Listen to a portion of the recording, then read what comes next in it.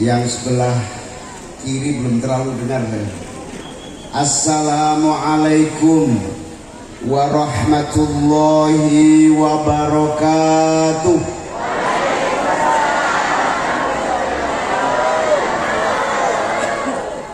Assalamualaikum warahmatullahi wabarakatuh.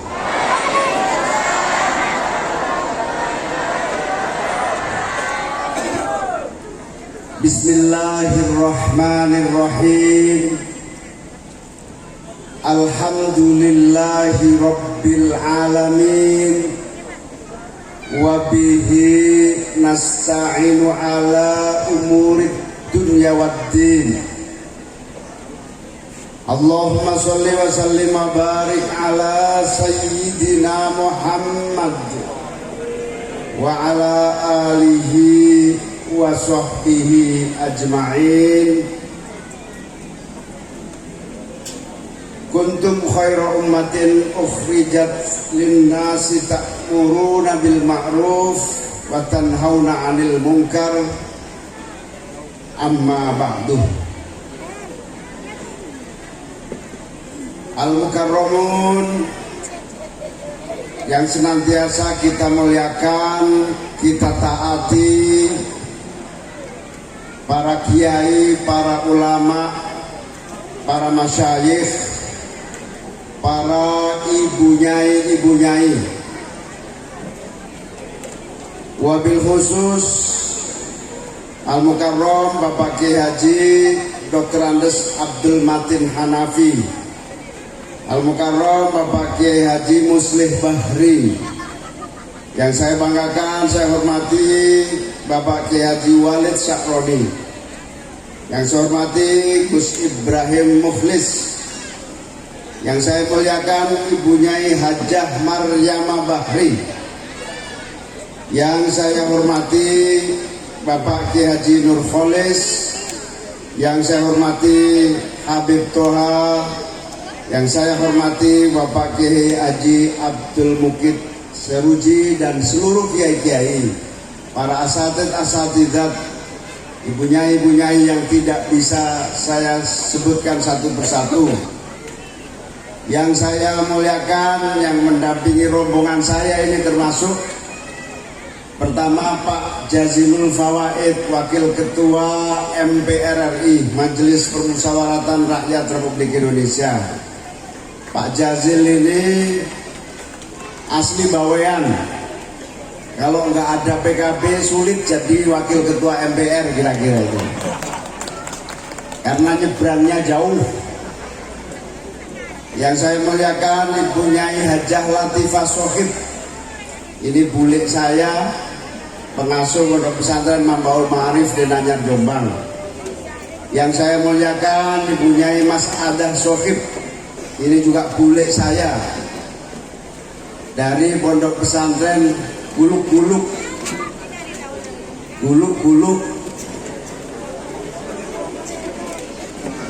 Adik-adik para santri, khususnya wisudawan, wisudanwati dari tingkat aliyah, sanawiyah, ibtidaiyah, taman kanak-kanak, itu luar biasa sampai malam begini masih semangat. Moga-moga ilmunya manfaat dan barokah, amin. Mudah-mudahan seluruh proses pengajaran, pendidikan, penggemblengan menjadikan wisudawan, wisudawati khususnya dan juga seluruh santri-santri menjadi alim alamah, soleh dan solehah, senantiasa menjadi teladan bagi keluarga, masyarakat, bangsa dan negara, amin ya robbal. Hadirin wal hadirat yang saya muliakan, saya sungguh berbahagia dan tentu saja kita semua patut bersyukur kehadirat Allah Subhanahu wa Ta'ala atas seluruh karunia yang diberikan kepada kita, sehingga kita semua bisa bertemu dalam haflah wisuda akhirus sanah Pondok Pesantren Al-Ibrahimi semuanya dalam keadaan sehat walafiat, alhamdulillah. Yang sangat membahagiakan saya dan kita semua juga, hari ini kita bisa melaksanakan acara lebih bebas. Ini semua karena alhamdulillah pandemi sudah mulai berakhir, corona sudah minggat, insya Allah bersih dari Indonesia, amin ya robbal alamin. Padahal dulu ketika sama-sama masih menghadapi pandemi, itu semua menerapkan protokol kesehatan, jaga jarak, pakai masker. Khusus Madura enggak waktu itu. Karena saya berkunjung ke Bangkalan, kiai-kiai bilang di Madura sudah nggak ada corona. Jadi sudah dari dulu minggat dari Madura. Alhamdulillah, yang penting sehat semuanya, amin. Saya juga didampingi Ketua DPC PKB Bangkalan, Rasafiq, anggota DPR RI. Terima kasih, tadi ikut bantu. Jangan nanggung kalau bantu yang banyak sekalian. Juga didampingi Bu Ani Maslahah, Wakil Ketua DPRD Provinsi Jawa Timur, sekaligus Sekretaris DPW PKB Jawa Timur. Juga ada beberapa anggota DPRD Provinsi Jawa Timur. Sungguh saya bahagia karena saya bisa sambung kembali dengan terutama sahabat saya Kiai Walid ini, yang sudah sangat lama tidak bisa berjumpa. Saya itu setiap ke Bangkalan, ya tidak sering sih, tapi kadang-kadang kalau ke Bangkalan, hati saya itu selalu bertanya-tanya. Saya punya sahabat, teman-teman, hubungan batin dengan Al-Ibrahimi, tapi kok rasanya lama nggak ketemu. Tidak ada yang nyambung, tidak ada yang berkomunikasi, bahkan tidak ada yang mengajak saya ke sini. Saya itu sering, Pak Walid dulu, tanda tanya, mana ya Pak Walid, keluarga besar Al-Ibrahimi itu kemana, nggak pernah nyambung. Alhamdulillah suatu hari saya ada acara di sebelah sana itu, nggak terlalu jauh dari sini. Pak Kiai Walid datang, nyambung kembali, dan alhamdulillah akhirnya membaur ma'arif dengan Al-Ibrahimi semakin dekat, semakin kokoh. Moga-moga berkah buat kita semua, amin. Sungguh ini reuni sekaligus persambungan batiniah, sama-sama murid Al-Maghfurlah Mbak Bisri Samsuri, Rois Am PBNU waktu itu. Sebelumnya bersama-sama Mbah Hashim, Mbah Wahab Hasbullah, beliau-beliau adalah pendiri Nahdlatul Ulama. Insya Allah kalau kita senantiasa menyambung sanad kepada beliau-beliau, insya Allah kita semua ada di barisan beliau-beliau, dan insya Allah kita akan mulia hidupnya di dunia dan sampai di akhirat, amin ya robbal alamin. Bahkan saya teringat betul warisan yang pertama dari Mbah Hashim Asy'ari. Beliau menyampaikan, siapapun juga yang menghidup-hidupkan Nahdlatul Ulama, yang memperjuangkan Nahdlatul Ulama, saya angkat langsung menjadi murid saya, dan saya doakan terus insya Allah husnul khotimah. Saya juga teringat warisan Mbah Bisri Samsuri yang mengfatwakan, sepeninggal saya nanti, saya minta kepada anak turun saya, murid-murid saya, warga saya, untuk tidak pernah berhenti memperjuangkan Nahdlatul Ulama dan menjaga pilar Pancasila untuk kemajuan bangsa dan negara. Inilah warisan para masyayikh yang sampai hari ini kita pegang. Memang perjalanannya panjang, zaman Orde Baru, kita ingat persis 32 tahun kita amat sangat berat memanggul amanah Nahdlatul Ulama ini. Kita terpaksa juga berbagai jalur politik kita tempuh, termasuk para pendiri Al Ibrahim ini. Dulu semua kumpulnya di P3, begitulah kira-kira. Dengan Mbah Bisri, semuanya dipaksa kumpul dalam satu partai untuk pantes-pantesan bersama 3 partai lainnya. Tapi NU di situ disia-siakan, tidak pernah di tempat yang tepat. Begitu juga zaman Orde Baru 32 tahun, amanah Mbah Hashim, amanah Mbah Bisri ini tidak bisa dilaksanakan dengan sempurna. Banyak di pemerintahan, di birokrasi, di berbagai level berat untuk mengaku Nahdlatul Ulama. Tapi alhamdulillah di bawah naungan perjuangan Nahdlatul Ulama berbagai tantangan bisa diatasi, terutama bersama-sama melahirkan reformasi, bersama-sama melahirkan demokrasi. Alhamdulillah hari ini kita menikmati seluruh warga NU bebas menentukan langkahnya, dan alhamdulillah banyak kader-kader Nahdlatul Ulama kemudian bisa berkiprah di berbagai level kehidupan. Dan ini insya Allah hari-hari ini dan ke depan kita saatnya panen warisan Mbah Hashim dan Mbah Bisri. Insya Allah kemajuan umat Islam akan semakin nyata di depan kita. Amin ya robbal alamin.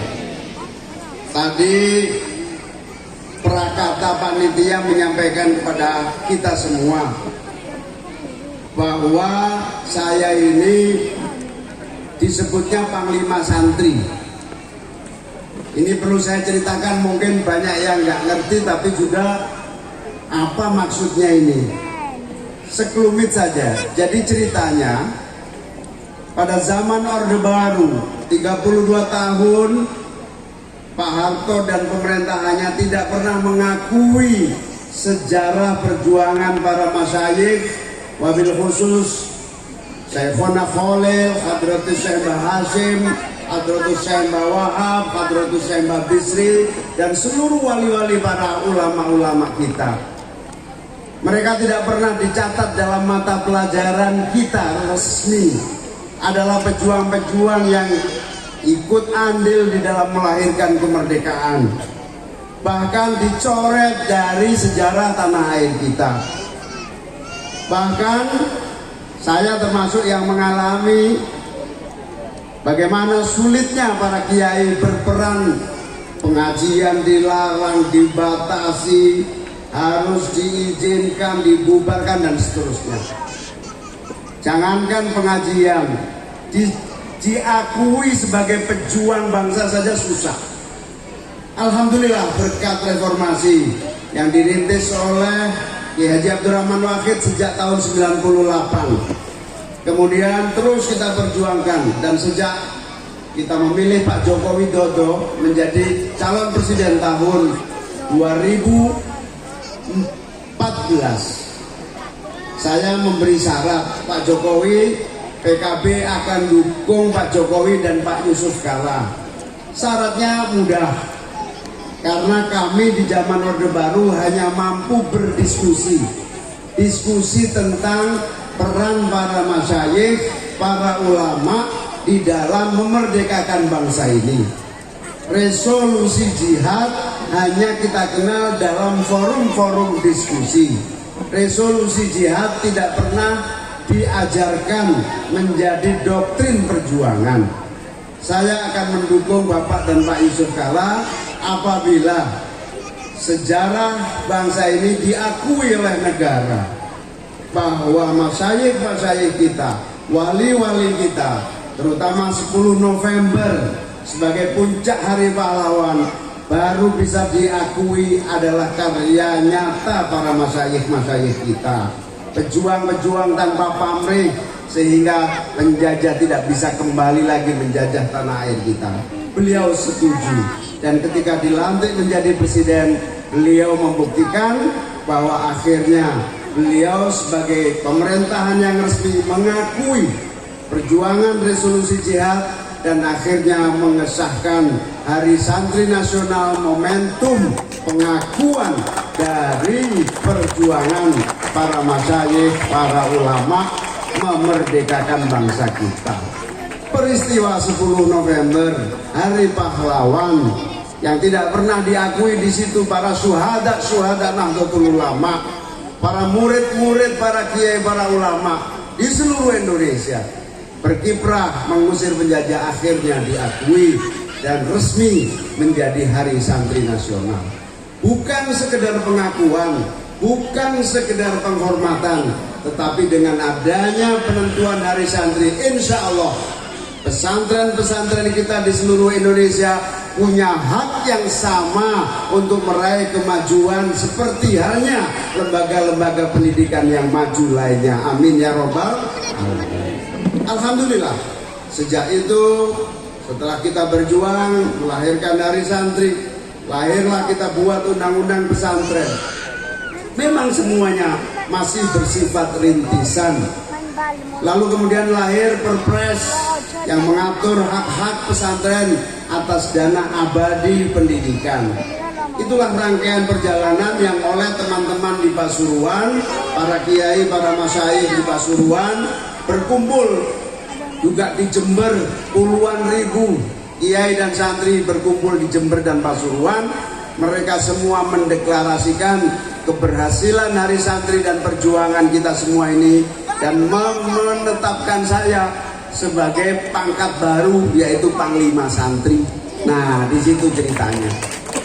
Saya kaget waktu itu, saya hanya datang acara tahunan, kemudian diberi pangkat Panglima Santri. Saya tanya, Kiai, Panglima Santri itu bintangnya berapa? Karena kalau Panglima TNI bintangnya 4. Kiai menjawab, Panglima Santri bintangnya lebih banyak, yaitu bintang 9, katanya begitu. Yang ingin saya sampaikan adalah bahwa perjuangan Nahdlatul Ulama, perjuangan pesantren telah sampai pada titik yang strategis. Insya Allah ini sebagai landasan, sebagai fondasi, sebagai tahapan yang akan kita persiapkan. Insya Allah pendidikan pesantren kita akan sangat memiliki masa depan yang sangat baik di negeri kita tercinta. Contohnya sederhana, saya sudah sampaikan kepada Pak Presiden, saya sampaikan kepada Menteri Pendidikan, saya sampaikan kepada Menteri Agama, selama masa pandemi semua lembaga pendidikan rata-rata berantakan semua, terutama yang negeri.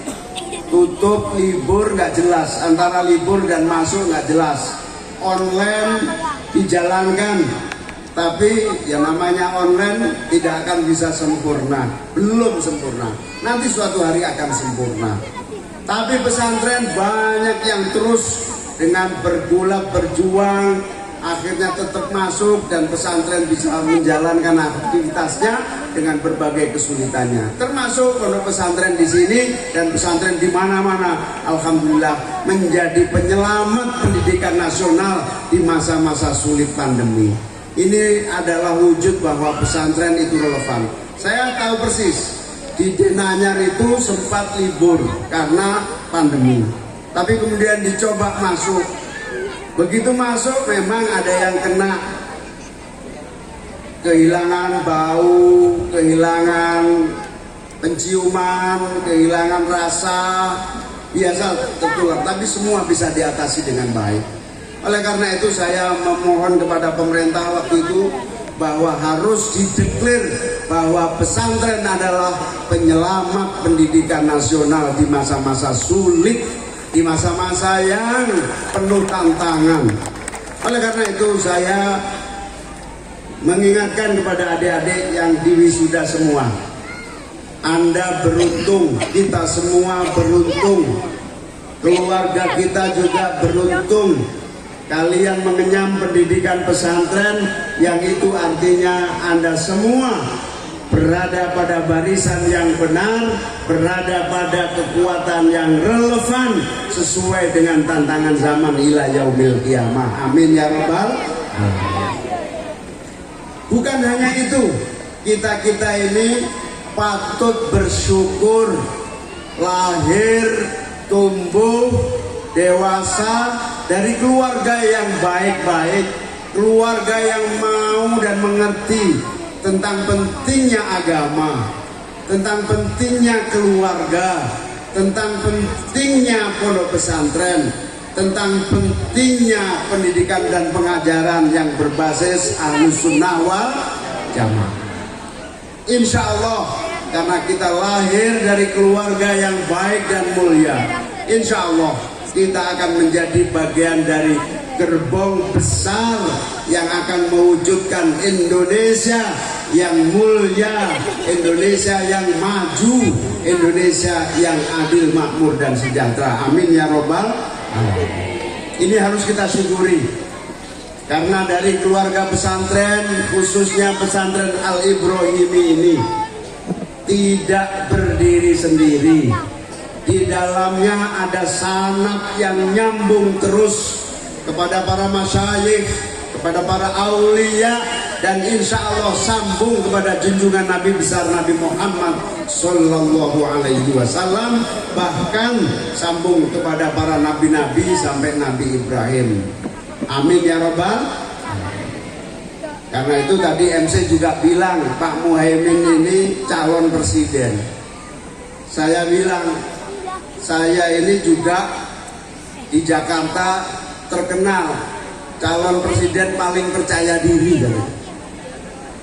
Partainya cuma 10%, bukan konglomerat, tidak memiliki konglomerat di belakangnya, tapi berani maju. Bahkan ketika ada yang mengajak koalisi, saya menjawab, saya mau masuk koalisi asal calon presidennya saya. Makanya di Jakarta itu banyak yang menyebut calon presiden modal percaya diri. Ini perlu saya sampaikan, sederhana sekali. Kenapa percaya diri? Kenapa yakin?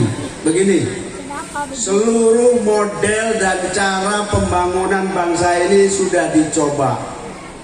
Zaman Bung Karno menggunakan pola pikir sosialisme, pola pikir timur, bahkan cenderung pola pikir komunisme. Yang sekarang paling mudah dikenal pola pikir sosialisme. Zaman Pak Harto menggunakan pola pikir Amerika persis, yang disebut liberalisme kapitalisme. Cara kerja model Amerika difotokopi, dilaksanakan di Indonesia. Sampai kemudian 32 tahun berkembang. Ujungnya apa? Ujungnya bangkrut juga. 98 semua perbankan rontok, semua ekonominya bangkrut, bahkan negara rugi ratusan triliun sampai hari ini banyak yang belum selesai. Itu berkah dari akibat pemilihan model kapitalisme liberalisme. Begitu juga Bung Karno dalam orde lamanya menggunakan satu model yang gagal. Maka era reformasi, lahirlah era demokrasi. Kalimat yang paling tepat, era ini siapapun boleh dan bisa mewarnai jalannya pemerintahan dan negara bangsa ini. Nah, karena punya kesempatan, semua punya hak mewarnai karena demokrasi, maka model apapun masuk dan berkembang. Apalagi di era sosial media, di era globalisasi, ibu-ibu ini lebih percaya pada grup WhatsApp atau Facebook kadang-kadang dibanding kiainya. Santri-santri juga terpengaruh berbagai informasi dan ajaran macam-macam. Itulah resiko demokrasi. Tetapi yang lebih penting dari itu, siapapun warga bangsa ini punya hak yang sama untuk mewarnai bangsa ini. Lah kita sebagai warga NU yang besar jumlahnya, pesantren-pesantren NU yang kuat menyebar di seluruh Indonesia, yang kokoh bersambung sanatnya, sangat aneh kalau tidak percaya diri dan tidak ikut mewarnai jalannya pemerintahan dan pembangunan. Kalau sosialisme model Bung Karno diadaptasi dari Marxisme Leninisme, paling banter abad pertengahan. Kalau kapitalisme liberalisme yang ujung-ujungnya hari ini juga masuk kuat di tanah air, termasuk mengakui LGBT, kebebasan pasar, ekonomi liberal, ini mempengaruhi ini. Itu mazhabnya paling tinggi Eropa dan Amerika abad pertengahan. Lah yang dimiliki pesantren ini bukan saja sebelum kemerdekaan zaman Mbah Hasyim menggerakkan tasfirul afkar, zaman Mbah Hasyim menggerakkan Nahdlatul Tujjar, tetapi zaman ini terus berlanjut sampai pada sanad pengajaran para wali-wali di tanah suci, sampai pada sanad nyambung kepada junjungan Nabi besar Nabi Muhammad SAW, sehingga doktrin, ajaran, teori, strategi, ilmu kemasyarakatan, ilmu keumatan, ilmu kebangsaan, hingga lahir Darussalam, lahir Mabadi Khairul Ummah, lahir yang namanya doktrin-doktrin keluarga sakinah, mawaddah warahmah, lahir ukhuwah watoniyah, lahir ukhuwah basyariyah, lahir ukhuwah islamiyah. Semua ini dipertanggungjawabkan hingga Rasulullah jauh lebih tua dari sekedar teori-teori sosialisme, teori kapitalisme. Masa kayak begini nggak percaya diri? Oleh karena itu pesantren dan Nahdlatul Ulama harusnya menjadi kekuatan arus utama yang paling percaya diri mewarnai kehidupan masyarakat dan bangsanya. Amin ya robbal alamin. Jadi saya dan kita semua ini wajib hukumnya percaya diri. Karena apa? Karena kita semua memiliki warisan yang kuat, kokoh dan mengakar. Bahkan dari unit yang paling kecil yaitu keluarga, unit yang berikutnya yaitu keluarga besar pesantren, unit yang berkembang dari keluarga masyarakat, dan akhirnya menjadi unit kekuatan umat masyarakat, bangsa dan negara. Amin ya robbal. Oleh karena itu berkali-kali saya menyampaikan, umat Islam Indonesia wajib berorganisasi. Umat Islam Indonesia wajib menjadi bagian dari satu kepemimpinan umat yang kompak.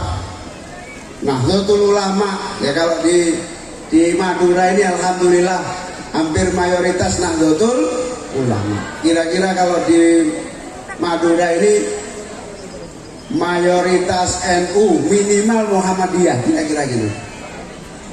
Nah, dari keadaan organisasi ini kenapa?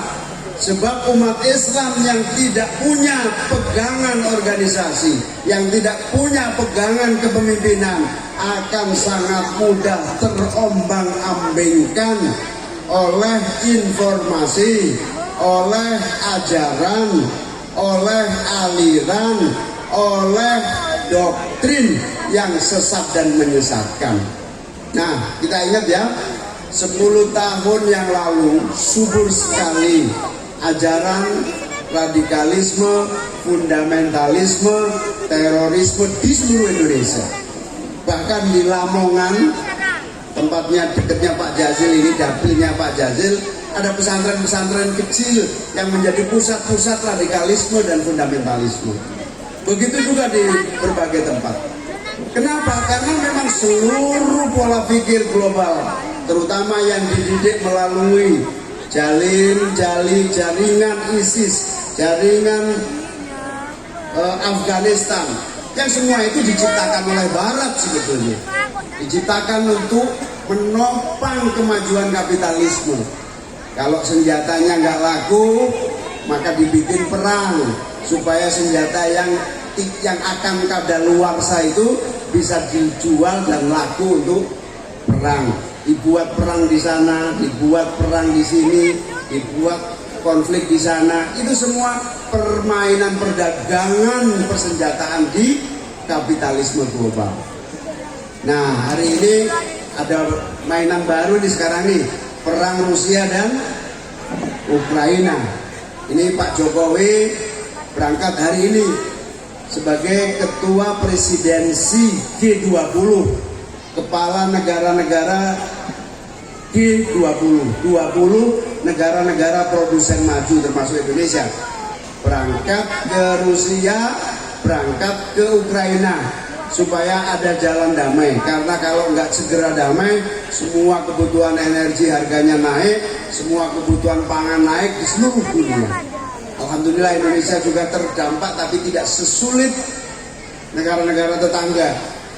Yang paling terakhir ini sekarang ada negara bangkrut, di mana ini, di mana?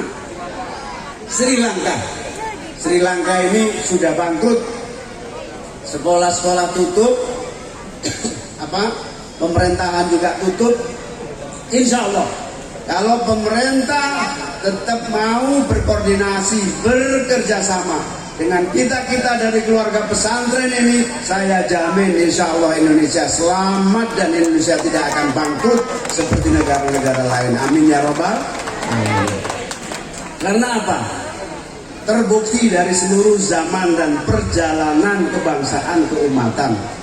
Terbukti sejak zaman sebelum kemerdekaan, kekuatan keluarga besar Ahlus Sunnah wal Jamaah ini menjadi pilar-pilar penopang yang diabaikan tetapi tetap berkontribusi, apalagi diberi ruang. Oleh karena itu saya mencanangkan dari Al-Ibrahimi ini, insya Allah 2024 Indonesia akan menjadi lebih baik dan maju lagi sesuai dengan ajaran dan doktrin Ahlus Sunnah wal Jamaah. Amin ya robbal. Oleh karena itu adik-adikku yang baru wisuda ini, kalian harus percaya diri, kalian harus yakin bahwa masa depan di tangan Anda, dan kalian harus yakin kalian akan jadi pemimpin-pemimpin umat dan masyarakat yang menggerakkan perubahan, yang memimpin perbaikan, yang menjaga dan meneruskan kemaslahatan. Amin ya robbal. Percayalah, ajaran-ajaran pesantren, pegangan para kiai, para ulama, mari kita kembangkan sesuai dengan cita-cita masing-masing, sesuai dengan mimpi masing-masing. Hidup ini harus dimulai dari mimpi. Mimpi kita rubah menjadi harapan, harapan kita perjuangkan menjadi fakta, fakta kita perjuangkan menjadi bukti. Insya Allah bersama kader-kader pesantren, Indonesia akan jauh lebih mulia, jauh lebih makmur dan sejahtera. Amin ya robbal alamin. Tadi saya juga mendapatkan cerita dari Kiai Walid bahwa rata-rata lulusan Al-Ibrahimi ini menjadi aktivis PMII, Ansor, apa saja. Bahkan mungkin satu-satunya yang agak berani kritis kepada Rafuat waktu itu, kira-kira begitulah.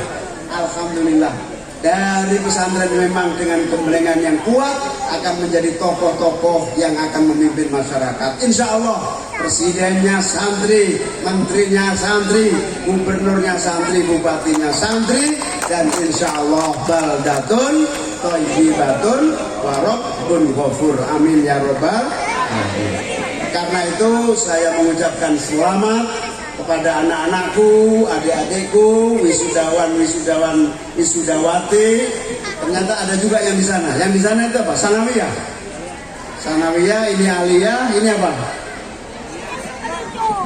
Aliyah juga. Aliyah perempuan, aliyah laki-laki. Yang di sana sanawiyah. Luar biasa. Ibtidaiyah mana ibtidaiyah? TK, TK, coba angkat tangan semua yang TK. Masya Allah, sudah malam tapi tetap semangat jadi anak-anak yang soleh dan solehah. Amin ya robbal alamin. Yang ibtidaiyah mana ibtidaiyah? Oh, ibtidaiyah di sana. Luar biasa. inilah anak-anak kita yang telah kita didik selama ini. Mohon doanya, moga-moga semua ilmunya berkah dan manfaat. Moga-moga lulusan-lulusan ini menjadi orang-orang yang berhasil hidupnya, sukses, yang jadi pengusaha-pengusaha sukses, yang jadi politisi-politisi sukses, yang menjadi PNS-PNS sukses, yang menjadi pemimpin masyarakat sukses, minimal jadi kepala desa, minimal jadi pemimpin umat. Lihadinnya walidwa'illahi walisyafaati rasulillah. Al-Fatihah. A'udzubillahi minasyaitonirrajim. Bismillahirrahmanirrahim. Alhamdulillahirabbil alamin arrahmanir rahim maliki yaumiddin. Iyyaka na'budu wa iyyaka nasta'in ihdinas siratal mustaqim siratal ladzina an'amta 'alaihim ghairil maghdubi 'alaihim waladdallin. Amin. Sampai hari ini alhamdulillah perkembangan terus membaik, tapi terus butuh perjuangan, tidak ringan. Tidak ada barang gratis di republik ini, semua butuh perjuangan. Santri tidak akan mendapatkan haknya dari manapun kecuali santri-santri berjuang merebut dan mendapatkan hak untuk kemajuan pesantren, kemajuan masyarakat, kemajuan umat. Tidak ada yang gratis, tidak ada yang rela memberikan akses yang baik kecuali kita berjuang sendiri. Oleh karena itu saya setuju dengan apa yang disampaikan Kiai Walid tadi. Tidak ada jalan lain kecuali kita meningkatkan kualitas diri kita, mengorganisir jamaah dan jamiah kita, menguatkan barisan kita, mendorong semangat juang kita. Insya Allah warisan Mbah Hasyim Asy'ari, warisan Mbak Bisri bukan saja kita jaga, tapi kita sempurnakan, kita wujudkan, kita rubah Indonesia benar-benar sesuai harapan para pendiri Nahdlatul Ulama. Amin ya robbal. Karena itu pada santri-santri yang baru wisuda, kenikmatan hidup, kesuksesan hidup, keberhasilan mencapai cita-cita tidak akan datang sendiri tanpa kerja keras, tidak akan muncul tanpa usaha dan ikhtiar, tidak akan bisa kita raih tanpa kesungguhan, tanpa berjuang lagi, belajar sungguh-sungguh, belajar apalagi di tengah kemajuan teknologi sekarang. Semua teknologi, terutama teknologi informasi, soft teknologi, teknologi yang berbasis mikro, ini sudah berkembang dahsyat. Semua belajar, bukan hanya siswa-siswi, mahasiswa, orang tua juga belajar hari ini, karena teknologi perubahannya tiap menit, tiap jam, tiap hari itu berubah. Bahkan yang terakhir ini, teman-teman mungkin belum ngeh, terakhir ini temuannya sudah teknologi metaverse.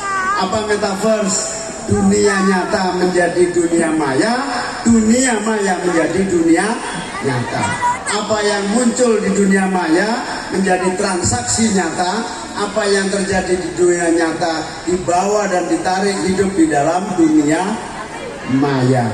Dakwah kita berubah, strategi keumatan kita harus berubah maju, perjuangan keulamaan dan keumatan kita harus berkembang, tidak bisa manual lagi. Karena itu belajar dan belajar adalah kunci sukses bagi semua orang, termasuk khususnya para santri-santriwati kita. Amin ya robbal alamin. Sekali lagi selamat kepada adik-adik semua, wisudawan TK, wisudawan MI, wisudawan sanawiyah, wisudawan aliyah. Selamat juga kepada para wali-wali. Berbanggalah, bersyukurlah, doakan terus anak-anak ini menjadi orang-orang yang sukses, menjadi orang-orang yang soleh dan soleha, menjadi pemimpin-pemimpin umat dan masyarakat di masa yang akan datang. Saya akan terus berjuang dan insya Allah perjuangan kita akan terwujud. Kita akan mewariskan Indonesia yang memberi kesempatan kepada santri-santri untuk lebih cepat maju di masa-masa yang akan datang. Amin ya robbal alamin. Demikian, sekali lagi saya berbahagia, bersyukur, berbangga dan berterima kasih bisa diundang dan bertemu langsung insya Allah saya akan bersama-sama berikhtiar Al-Ibrahimi maju semaju-majunya, tidak kalah dengan pesantren-pesantren di Jakarta dan di seluruh Indonesia. Amin ya robbal alamin. Begini, di era teknologi ini sudah tidak lagi dilihat apakah pesantren itu di Jakarta, apakah pesantren itu di Surabaya, apakah pesantren itu di sini, mana di sini? Bengkalis, di Bangkalan, apakah pesantren itu di Jakarta. Semuanya punya kesempatan yang sama, semuanya punya kesempatan yang tidak beda. Karena apa? Karena hanya bergantung satu, kreativitas dan inovasinya, yang kedua, fasilitas teknologi informasinya. Tadi Kiai Wali cerita, acara saya datang ke sini karena Al-Ibrahiminya sosmednya jalan, ditambah sosmed dari PKB jalan. Alhamdulillah seluruh Indonesia tahu kalau saya di sini. Ini akibat teknologi informasi. Insya Allah, karena kita acaranya sangat bagus ini, Kiai Walid ini acaranya sangat bagus, rapi. Saya sangat senang sekali Al-Ibrahimi telah maju seperti ini. Insya Allah, mari kita bahu-membahu. Insya Allah Al-Ibrahimi menjadi pesantren unggul yang maju dan siap bersaing dengan pesantren-pesantren lainnya di Indonesia. Amin ya robbal alamin. Sekali lagi selamat. Moga-moga kita semua senantiasa mendapatkan barokah dari Allah SWT. Moga-moga kita senantiasa bisa meneruskan langkah-langkah perjuangan para pendiri Al-Ibrahimi, para guru-guru yang telah merintis dan melahirkan kita semua hingga hari ini. Amin ya robbal alamin. Kurang lebihnya mohon maaf. Wallahul muwaffiq ila aqwamit thoriq. Wassalamualaikum warahmatullahi wabarakatuh. Waalaikumsalam warahmatullahi wabarakatuh. Bapak Ibu hadirin yang berbahagia.